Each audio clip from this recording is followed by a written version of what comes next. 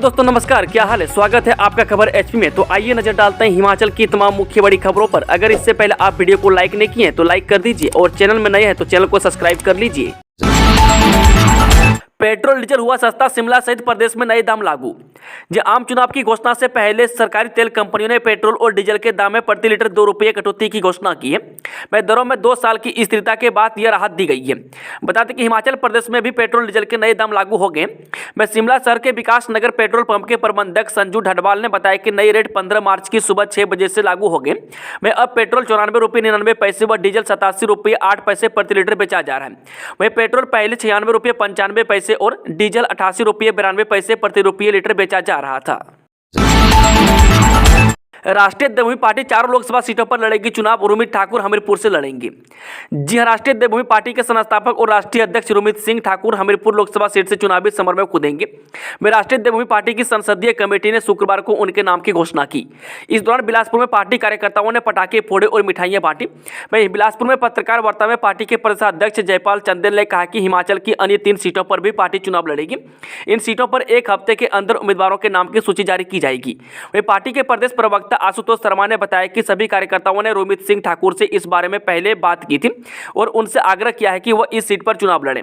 उन्होंने कहा कि जो भी सरकारें आज तक देश और प्रदेश में हो रही है वह केवल अपने तक सीमित रही। उन्होंने कहा कि हमीरपुर संसदीय क्षेत्र से वर्तमान सांसद अनुराग सिंह ठाकुर केवल बोलने के लिए बड़ी बड़ी परियोजनाओं प्रदेश में लेकर आए हैं, लेकिन वह हिमाचल के युवाओं को रोजगार नहीं दे पाए हैं। वह जो परियोजनाएं हिमाचल में शुरू हुई उनमें स्थानीय युवाओं को रोजगार नहीं मिल पाया। उन्होंने कहा कि चुनाव से ठीक 2 माह पहले पैसा लाकर और झूठी घोषणाएं कर जनता को मूर्ख बनाते हैं।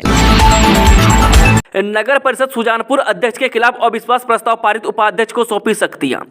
नगर परिषद सुजानपुर अध्यक्ष सुनीता देवी के खिलाफ लाए गए अविश्वास प्रस्ताव पर नगर परिषद के सभी पार्षदों ने सहमति जता दी है। उन्हें पदभार मुक्त करते हुए आगामी कार्रवाई तक नगर परिषद के उपाध्यक्ष पवन कुमार को अध्यक्ष पद की शक्तियां दे दी गई है। वे 1 महीने के भीतर अध्यक्ष पद के चयन को लेकर चुनावी प्रक्रिया करवाई जाएगी। उपमंडल अधिकारी डॉक्टर रोहित शर्मा की अध्यक्षता में नगर परिषद सुजानपुर में अविश्वास प्रस्ताव को लेकर बैठक आयोजित हुई। बैठक में नगर परिषद अधिकारी संजय कुमार विशेष रूप से उपस्थित रहे। वे भाजपा समर्थित अध्यक्ष सुनीता देवी के खिलाफ कांग्रेस पार्टी के 4 और भाजपा के 1 पार्षद ने अविश्वास प्रस्ताव लाया गया था। इस पर शुक्रवार को नगर परिषद कार्यालय में विशेष बैठक आयोजित हुई।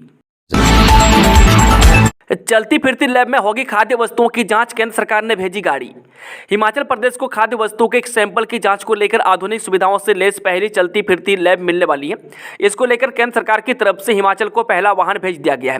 हालांकि अभी इस वाहनों में बनाई गई लैब शुरू नहीं हुई है। इसके लिए अभी स्टाफ व अन्य औपचारिकताओं को पूरा किया जा रहा है। इसके बाद लैब में कार्य शुरू हो जाएगा। में आधुनिक सुविधाओं से लैस इस वाहन के मिलने से खाद्य वस्तु में की जा रही मिलावट की शिकायतों पर अब तेज गति से कार्रवाई होने की उम्मीद है। इस बार 80 नहीं 85 वर्ष से अधिक आयु के मतदाता ही घर से दे सकेंगे वोट। जब बुजुर्गों को घर से ही मतदान की सुविधा के नियम में इस बार केंद्रीय चुनाव आयोग ने बदलाव किया है। अब तक 80 वर्ष से अधिक के मतदाता घर से मतदान कर सकते थे, लेकिन अब 85 वर्ष से अधिक के मतदाता ही घर से वोट कर सकेंगे। मुख्य निर्वाचन अधिकारी मनीष गर्ग ने बताया कि प्रदेश में 80 से अधिक आयु वर्ग के 1,09,813 मतदाता हैं। इनमें से उन्हीं मतदाताओं को घर से वोट डालने की सुविधा मिलेगी जिनकी आयु 85 वर्ष से अधिक है। ऐसे मतदाताओं को निर्वाचन कार्यालय में अनुरोध भेजना पड़ेगा। ऐसे वोटरों को BLO से 12D फॉर्म भरवाना होगा। वह भारत निर्वाचन आयोग की वेबसाइट से भी फॉर्म 12D डाउनलोड किया जा रहा है। वह अनुमति मिलने पर मतदाता कर्मी उनके घर जाकर पोस्टल बैलेट के जरिए मतदान करवाएंगे। वह खास बात यह है कि घर से होने वाले मतदान की जानकारी संबंधित क्षेत्र के राजनीतिक दलों को भी दी जाती है ताकि वो मतदान प्रक्रिया को देख सके। चंबा के नगरोट हिमगिरी मार्ग पर हादसा, कार नदी में गिरने से 2 लोगों की मौत, 1 घायल। हिमाचल प्रदेश के चंबा जिले में नगरोट हिमगिरी मार्ग पर ऑल्टो कार अनियंत्रित होकर 100 मीटर गहरी खाई में जा गिरी। में हादसे में 2 लोगों की मौके पर ही मौत हो गई। मृतकों की पहचान 32 वर्षीय शहाबुद्दीन चालक पुत्र गुलामा गांव करमंडू डाकघर टिकरीगढ़ और 23 वर्षीय मदन कुमार पुत्र चतर सिंह गांव हंगोई डाकघर भडेला तहसील सलोनी के रूप में हुई है। वह बैरा सियूल नदी में गिर गई ऑल्टो कार से एक शव छिटक कर बाहर गिर गया था, जबकि दूसरा शव कार में फंसा रहा। वह वाहन गिरने की आवाज़ सुनकर ग्रामीण मौके पर पहुंचे। उन्होंने तुरंत चुराहा प्रशासन, पुलिस और अग्निशमन विभाग को सूचित किया। सूचना मिलने के बाद मौके पर पहुंची पुलिस टीम अग्निशमन जवानों और ग्रामीणों के साथ मिलकर शवों को खाई से निकालने के लिए रेस्क्यू अभियान चलाया। वह पुलिस और अग्निशमन जवान रस्सी के सहारे नदी पार कर हादसा स्थल तक पहुंचे। उन्होंने कड़ी मकसद के बाद कार में फंसे शव को निकाला। इसके बाद सिविल अस्पताल तीसा में पोस्टमार्टम के बाद शव परिजनों को सौंप दिए गए। अब 335 रुपये में ऊना से ट्रेन में पहुंच सकेंगे इंदौर। केंद्रीय मंत्री अनुराग ठाकुर ने दिखाई हरी झंडी। देवभूमि हिमाचल के प्रवेश द्वार ऊना से अब उज्जैन के लिए ट्रेन शुक्रवार से शुरू हो गई है। वह केंद्रीय मंत्री अनुराग ठाकुर ने ट्रेन को हरी झंडी दिखाई। यह ट्रेन हफ्ते में 2 दिन शुक्रवार और शनिवार को चलेगी। इस ट्रेन से हिमाचल प्रदेश सहित 2 केंद्र शासित व 5 राज्यों की यात्रा का संगम हुआ है। वह ऊना से यात्री साधारण टिकट पर 335 रुपये अदा कर इंदौर तक सप्ताह में 2 दिन शुक्रवार व शनिवार को जा सकेंगे। वह इंदौर से यह ट्रेन एक दिन पूर्व रविवार एवं शुक्रवार को ऊना के लिए दौड़ेगी। बता दें कि करीब 27 घंटे के सफर के बाद ऊना से यात्री इंदौर इस ट्रेन में पहुंच सकेंगे।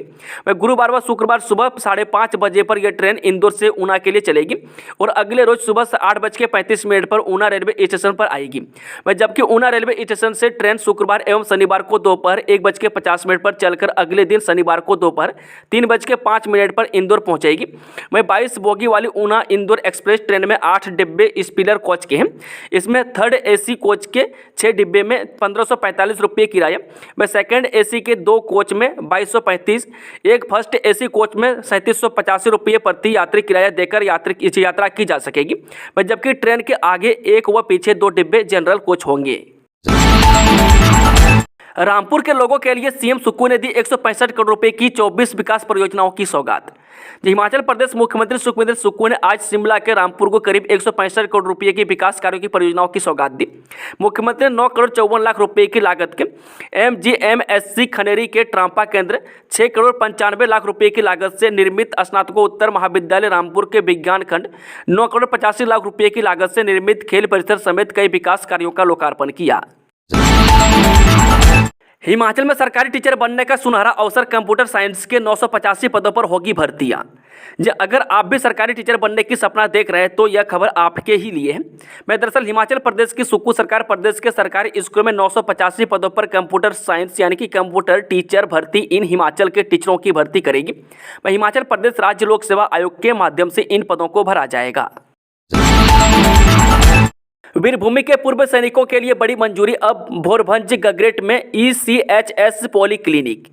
केंद्रीय सूचना मंत्री अनुराग ठाकुर ने वीरभूमि के पूर्व सैनिकों के लिए बड़ी मंजूरी के रूप में अब भोरभंज एवं गगरेट में ECHS पॉलीक्लिनिक के मंजूरी की जानकारी देते हुए प्रधानमंत्री नरेंद्र मोदी और रक्षा मंत्री राजनाथ सिंह जी का आभार प्रकट किया है। अनुराग ठाकुर ने बताया कि अब जल्द हमीरपुर संसदीय क्षेत्र के भोरंज और गगरेट विधानसभा में टाइप D ECHS पॉलीक्लिनिक खुलेगा। पॉलीक्लिनिक की पूर्व सैनिकों की पुरानी मांग थी। हमने हाल ही में रक्षा मंत्री के सामने इसे रखा, जिसे आज मोदी सरकार ने पूरा किया है। इस निर्णय को पूर्व सैनिकों को बहुत ही लाभ मिलेगा।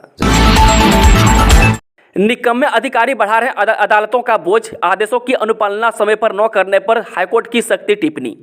हिमाचल प्रदेश हाईकोर्ट ने अदालतों में मामलों के लंबित पड़े रहने के लिए सरकारी अधिकारियों की लापरवाही और अयोग्यता को जिम्मेदार ठहराया है। कोर्ट ने कहा कि ऐसे अधिकारी अपने कंधों पर जिम्मेदारी लेने की बजाय कोर्ट के आदेशों की राह देखते रहते हैं, जिस कारण सामान्य जनता को कोर्ट का रुख करने पर मजबूर होना पड़ता है। इतना ही नहीं, नकारा और लापरवाह अधिकारी अदालती आदेशों की अनुपालना समय पर न कर अदालतों का बोझ बढ़ा रहे हैं। न्यायाधीश संदीप शर्मा ने तहसीलदार आनी को ADM मंडी द्वारा दिए गए आदेशों पर 1 साल तक अमल न करने पर गंभीरता से लेते हुए उक्त टिप्पणी की। कोर्ट ने कहा कि आए दिन अदालतों में लंबित मामलों को लेकर टीका टिप्पणियां होती रहती हैं, परंतु आज तक किसी ने इस तथ्य को लेकर गौर नहीं किया कि लापरवाह और अयोग्य अधिकारियों की वजह से कोर्ट में मामले की संख्या बढ़ती जा रही है। जिन अधिकारियों को जनता या कर्मचारियों के मामलों को निपटाने हेतु न्यायिक शक्तियां प्रदान की गई है, वे अपने कंधों पर जिम्मेदारी नहीं ले पाते हैं और अदालत के आदेशों का इंतजार करते रहते हैं। प्रदेश में एक्सीलेंस स्कूल कॉलेज की लिस्ट जारी, 850 स्कूल कॉलेजों को मिला एक्सीलेंस का दर्जा। जय प्रदेश सरकार के एक्सीलेंस स्कूलों और कॉलेजों की लिस्ट जारी कर दी गई है। इसमें 500 primary school, 100 high school, 200 senior secondary और 50 डिग्री कॉलेजों को सेंटर ऑफ एक्सीलेंस का दर्जा दिया गया है। इसमें बिलासपुर के 27, चंबा जिला के 56, हमीरपुर के 26, कांगड़ा के 76, किन्नौर के 7, कुल्लू के 35, लाहौल स्पीति के 4, मंडी के 76, शिमला के 79, सिरमौर के 54, सोलन के 35, ऊना के 25 प्राइमरी स्कूल एक्सीलेंस बनेंगे। इसके साथ ही बिलासपुर के 6, चंबा के 7, हमीरपुर के 5, कांगड़ा के 21, किन्नौर का 1, स्पीति का 1, मंडी के 15, शिमला के 13, सिरमौर के 10, सोलन के 10, ऊना के 4 हाई स्कूल एक्सीलेंस बनेंगे। इसके साथ ही सीनियर सेकेंडरी स्कूल में बिलासपुर के 13, चंबा के 15, हमीरपुर के 18, कांगड़ा के 38, किन्नौर के 3, कुल्लू के 11, स्पीति के 2, मंडी के 27, शिमला के 25, सिरमौर के 17, सोलन के 12, ऊना के 19 स्कूल सेंटर ऑफ एक्सीलेंस बनेंगे। इसके साथ ही कॉलेजों में बिलासपुर के 3, चंबा के 3, हमीरपुर के 3, कांगड़ा के 10 कॉलेज, किन्नौर का 1, कुल्लू के 3, मंडी के 6, शिमला के 7 कॉलेज, सिरमौर के 4, सोलन के 3, ऊना के 5 कॉलेज सेंटर ऑफ एक्सीलेंस बनेंगे। इसके साथ ही मंडी और सिरमौर का संस्कृत कॉलेज भी इसमें शामिल है। समान फाइनेंस के नाम पर लाखों की ठगी, पावटा साहिब में लोगों को चूना लगाकर शोरूम मालिक फरार। जब पावटा साहिब के बद्रीपुर जवानी वाला रोड में एक शोरूम मालिक फाइनेंस के नाम पर सैकड़ों लोगों से लाखों रुपए की ठगी कर फरार हो गया है। इसको लेकर गुरुवार को लोग अपने पैसे लेने इलेक्ट्रॉनिक की दुकान पर पहुंचे व हंगामा किया। इसके बाद एसडीपीओ पावटा अदिति सिंह, थाना प्रभारी पावटा अशोक चौहान भी मौके पर पहुंचे व मामले में जल्द कार्रवाई करने को कहा, जिसके बाद लोगों ने हंगामा बंद किया। मैं इस दौरान एक पीड़ित ग्राहक ने बताया कि दुकानदार लोगों के साथ एक इलेक्ट्रॉनिक सामान लेने पर एक लोन करने पर 2-3 लोन कर देता था, जिसके चलते उनको एक की जगह 3 किस्तें देनी पड़ती है। वह दूसरे लोन का पैसा वह खुद रख लेता था। वह पीड़ित लोगों ने कहा कि शोरूम के मालिक द्वारा सैकड़ों लोगों के साथ यह फ्रॉड किया गया है। लोगों का कहना है कि शोरूम मालिक के साथ बैंक के लोग भी शामिल हैं। गोविंद सागर झील में तैरते नजर आएंगे क्रूज, हिमाचल में ज्वाइंट वेंचर कंपनी को टेंडर अवार्ड। गोवा व मुंबई की तर्ज पर बिलासपुर की गोविंद सागर झील में क्रूज चलाने को लेकर टेंडर अवार्ड कर दिया गया है। ज्वाइंट वेंचर कंपनी अगले 3 महीने में झील में क्रूज उतारेगी। इससे पहले अप्रैल महीने से झील में jet ski, water sailing, high tech motor boat समेत अन्य वाटर टूरिज्म एक्टिविटीज का शुभारंभ हो जाएगा। इस महत्वाकांक्षी प्रोजेक्ट के सिरे चढ़ने से राज्य सरकार को हर साल 33,26,000 रुपये का रेवेन्यू प्राप्त होगा। पूरे हिमाचल प्रदेश में यह पहली ऐसी झील है जहाँ क्रूज पानी में तैरते हुए दिखाई देंगे और बिलासपुर से लेकर भाखड़ा डैम तक ही शेर का नजारा लिया जाएगा। इकोनॉमिक एक्टिविटीज शुरू होने से निश्चित रूप से यहाँ पर्यटन आकर्षण बढ़ेगा, तो रोजगार व स्वरोजगार के अवसर सृजित होंगे। बिलासपुर के उपायुक्त आदिब हुसैन सादिक ने यह सपना देखा था, जो कि आज साकार होने जा रहा है। उपायुक्त ने बताया कि टेंडर में 5 नामी निवेशक फर्मों ने आवेदन किया है। 2 दवा लाइसेंस तो एक करना होगा surrender, drugs control general of India के निर्देशों से मचा हड़कंप। ये drugs control general of India के नए निर्देशों ने हिमाचल के दवा उद्योगों में हड़कंप मचा दिया है। Drugs control general of India के हालिया निर्देशों के अनुसार ड्रग्स एंड कॉस्मेटिक्स एक्ट 1940 और भारतीय खाद्य सुरक्षा और मानक प्राधिकरण के तहत दोहरे लाइसेंस वाली तमाम फार्मास्यूटिकल्स इकाइयों को एक लाइसेंस सरेंडर करना होगा। राज्य दवा नियंत्रक प्राधिकरण ने प्रथम चरण में 58 दवा कंपनियों की पहचान की है, जिनके पास दोहरे लाइसेंस हैं। यह दवा उद्योग BBN क्षेत्र में स्थापित है। DCGI ने यह कदम न्यूट्रास्यूटिकल्स की आड़ में निकली दवा के निर्माण के सामने आ रहे मामलों को लेकर उठाए हैं, ताकि नकली दवाओं के उत्पादन पर अंकुश लगाया जा सके। इस संदर्भ में राष्ट्रीय मानवाधिकार आयोग ने भी केंद्रीय नियामक को निर्देश दिए थे।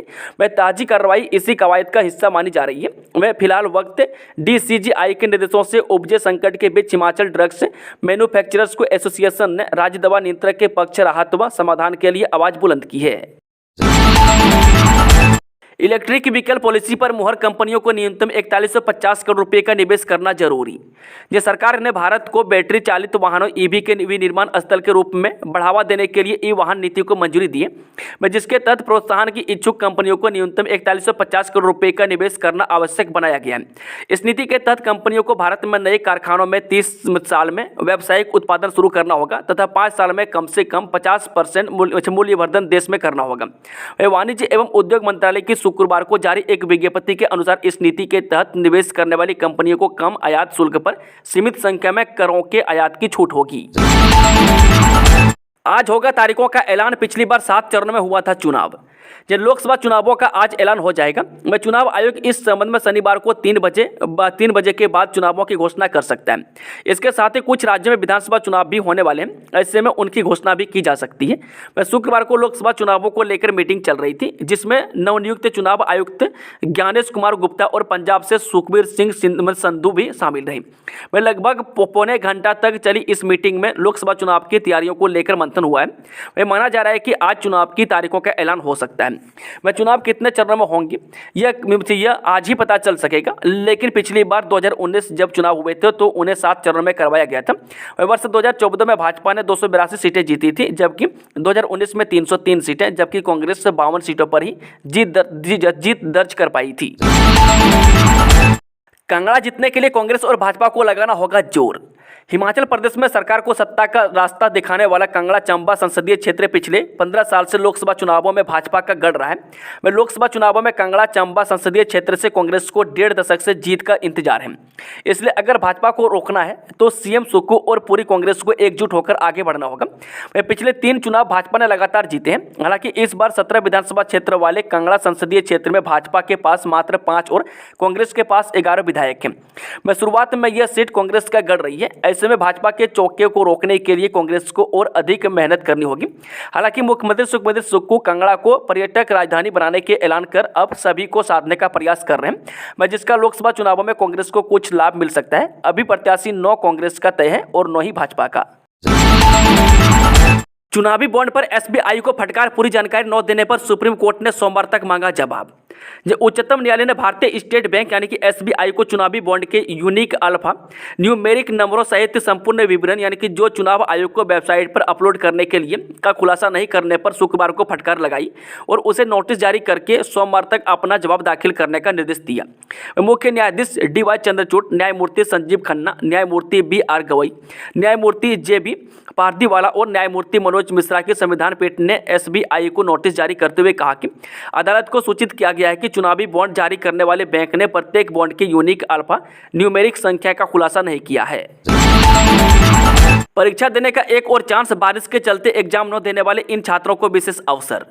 प्रदेश भर में पिछले कुछ दिनों परीक्षाओं के दौरान मौसम के विपरीत परिस्थितियों व अपरिहार्य कारणों के चलते जो परीक्षार्थी परीक्षा देने के लिए केंद्रों में नहीं पहुंच पाए थे, जिसके चलते परीक्षार्थी परीक्षा से वंचित रह गए थे। इन परीक्षार्थियों को बोर्ड की ओर से विशेष अवसर प्रदान किया जा रहा है। वह परीक्षार्थियों को विशेष अवसर के लिए अपने विद्यालय के प्रधानाचार्य मुख्य अध्यापक के माध्यम से परीक्षा हेतु लिखित रूप में बोर्ड की ईमेल के माध्यम से सूचना देनी होगी। वह बोर्ड की ओर से यह अवसर 10वीं व जमा 2 के नियमित छात्रों व 8वीं 10वीं व जमा 2 के SOS के छात्रों को दिया जा रहा है। बता दें कि हिमाचल प्रदेश में पिछले कुछ दिनों से मौसम में हुए बदलाव के चलते लगातार भारी बारिश और बर्फबारी के चलते कई क्षेत्रों में रास्ते बंद हो गए हैं। उस समय एक तरफ जहां मौसम ने रुख बदला तो वहीं दूसरी तरफ स्कूल शिक्षा बोर्ड की ओर से प्रदेश में 10वीं व जमा 2 की वार्षिक परीक्षाएं भी करवाई जा रही थी। हिमाचल के 9 बीजेपी विधायकों पर लटकी अयोग्यता की तलवार, मिला नोटिस, क्या है वजह जाने। हिमाचल प्रदेश विधानसभा सचिव यशपाल शर्मा ने शुक्रवार को कहा कि भारतीय जनता पार्टी यानी कि भाजपा के 9 विधायकों को शिकायत के आधार पर कारण बताओ नोटिस जारी किया गया है। इस मामले में 9 विधायकों पर अयोग्यता का भी खतरा मंडरा रहा है। ऐसे राज्य में सत्तारूढ़ कांग्रेस और विपक्षी भाजपा के बीच राजनीतिक गतिरोध जारी है और निकट भविष्य में इसके सुलझने के कोई संकेत नहीं दिख रहे हैं। आइए जानते हैं पूरा मामला। नाहन के कांग्रेस विधायक अजय सोलंकी ने सदन के कामकाज पर नियम 79 के तहत स्पीकर कुलदीप सिंह पठानिया के समक्ष शिकायत दर्ज कराई है। उन्होंने हाल ही के बजट सत्र के दौरान सदन के अंदर और अध्यक्ष के चैम्बर में कथित तौर पर हिंसा और अनुशासनहीनता में शामिल होने के लिए भाजपा के 9 विधायकों के खिलाफ कार्रवाई की मांग की है। कुमारसैन में खोलेगा HRTC का बस डिपो, सीएम सुक्खू ने बस स्टैंड का किया लोकार्पण। मुख्यमंत्री सुखबीर सुक्खू ने शुक्रवार को कुमारसैन का दौरा किया। इस दौरान उन्होंने 4 करोड़ 93 लाख की लागत से निर्मित बस स्टैंड का लोकार्पण किया। इस अवसर पर जनसभा को संबोधित करते हुए मुख्यमंत्री सुखबीर सुक्खू ने विधायक कुलदीप सिंह राठौर की मांग पर कुमारसैन में HRTC का सब डिपो खोलने की घोषणा की। इससे पूर्व मुख्यमंत्री सुखबीर सुक्खू, लोक निर्माण मंत्री विक्रमादित्य सिंह का यहाँ पहुंचने पर ढोल नगाड़ों और फूलमालाओं के साथ स्वागत किया गया। इस अवसर पर राज्य सहकारी बैंक के अध्यक्ष देवेंद्र श्याम, वन विकास निगम के उपाध्यक्ष केहर सिंह खाची, त्रिपाठी, जिला शिमला ग्रामीण कांग्रेस अध्यक्ष अतुल शर्मा, प्रदेश कांग्रेस सचिव रूपेश कंवल, प्रधान परिषद के अध्यक्ष विनोद कंवर, कांग्रेस जोन अध्यक्ष प्रवीण वर्मा, युवा कांग्रेस कुमार सेन अध्यक्ष निखिल शर्मा, पूर्व अध्यक्ष बीडीसी राजेश कुमार, व्यापार मंडल सदस्य, विभिन्न विभागों के अधिकारी, स्थानीय लोग काफी संख्या में मौजूद रहे। बालूगंज पुलिस थाना में पेश नहीं हुए निर्दलीय विधायक व पूर्व विधायक के पिता, वकीलों ने दी ये दलील। उच्च न्यायालय से अग्रिम जमानत पाने वाले बालूगंज पुलिस थाना में पुलिस जांच में शामिल होने के आदेशों के बाद हमीरपुर के निर्दलीय विधायक आशीष शर्मा और गगरेट के पूर्व विधायक चैतन्य शर्मा के पिता राकेश शर्मा शुक्रवार को पुलिस थाना बालूगंज नहीं पहुंचे। इनकी जगह पर दोनों के वकील इस दलील के साथ उपस्थित हुए कि दोनों बीमार चल रहे हैं और अनफिट होने के कारण वे पुलिस जाँच में सहयोग नहीं कर सकते हैं, क्योंकि वे डॉक्टरों की सलाह पर आराम कर रहे हैं, इसलिए उन्हें वक्त दिया जाए। उच्च न्यायालय ने 12 मार्च को दोनों आरोपियों को सशर्त जमानत दी थी और 15 फरवरी को बालूगंज थाना में पुलिस जांच में उपस्थित रहने के आदेश दिए थे। मैं अग्रिम जमानत याचिका पर शनिवार को फिर से सुनवाई होनी है। इस मामले में एसपी द्वारा एसआईटी का गठन किया गया और पुलिस का कहना है कि इस मामले की जांच तभी आगे बढ़ेगी जब दोनों आरोपी थाने में आकर जांच में सहयोग करेंगे। ओटी या MIL के अंतर्गत आने वाले कोर्सेज की वार्षिक परीक्षाओं की डेटशीट जारी। हिमाचल प्रदेश विश्वविद्यालय ने OT MIL के अंतर्गत आने वाले कोर्सेज की वार्षिक परीक्षाओं की डेटशीट जारी कर दी है। ये परीक्षाएं 30 मार्च से शुरू होगी। वह शुक्रवार को जारी की गई डेटशीट के अनुसार प्रभाकर की वार्षिक परीक्षाएं 30 मार्च से 12 अप्रैल तक और प्राक शास्त्री की प्रथम वर्ष की परीक्षाएं 30 मार्च से 12 अप्रैल तक। वह प्राक शास्त्री द्वितीय वर्ष की परीक्षाएं 1 से 13 अप्रैल तक। वह दर्शनाचार्य प्रथम व द्वितीय वर्ष की वार्षिक परीक्षाएं 30 मार्च से 8 अप्रैल तक।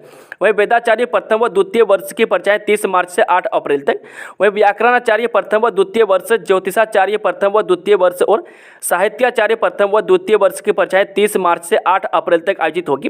वह विस्तृत डेटशीट विश्वविद्यालय की वेबसाइट पर भी उपलब्ध करवा दी है। जाखू मंदिर पहुंचना आसान, समुद्र तल से 2455 मीटर की ऊंचाई पर बना आउटडोर एक्सीलेटर। शिमला के जाखू मंदिर में आने वाले भगवान हनुमान के भक्तों का सफर अब आसान हो जाएगा। हिमाचल प्रदेश के मुख्यमंत्री सुखविंदर सुक्खू ने जाखू स्थित हनुमान मंदिर में प्रदेश के पहले आउटडोर एस्केलेटर जनता को समर्पित कर दिया। वह समुद्र तल से 2455 मीटर की ऊंचाई पर स्थित प्राचीन हनुमान मंदिर में लोगों की आवाजाही को आरामदायक बनाने के लिए 4 एस्केलेटर्स का निर्माण 7 करोड़ 94 लाख रुपये से किया गया। इन एस्केलेटर्स पर 1 घंटे में 6000 श्रद्धालु सफर कर पाएंगे। सोलन में कॉटन कैंडी खाना हुआ जानलेवा, केमिकल का इस्तेमाल, सैंपल फेल। सोलन शहर के बाजारों में बिकने वाली कॉटन कैंडी के 6 सैंपल फेल हुए हैं, जिसको लेकर शहर में हड़कंप मचा हुआ है। अक्सर सोलन शहर में 3 से 4 कॉटन कैंडी के विक्रेता कैंडी को बेचते हुए नजर आते थे। खाद्य सुरक्षा विभाग को शिकायत मिली थी कि इसमें केमिकल का इस्तेमाल किया जा रहा है, जिसको लेकर खाद्य सुरक्षा विभाग ने कॉटन कैंडी के 7 सैंपल भरे और अब इनकी रिपोर्ट विभाग के पास पहुंची, जिसमें से 6 कॉटन कैंडी के सैंपल फेल पाए गए।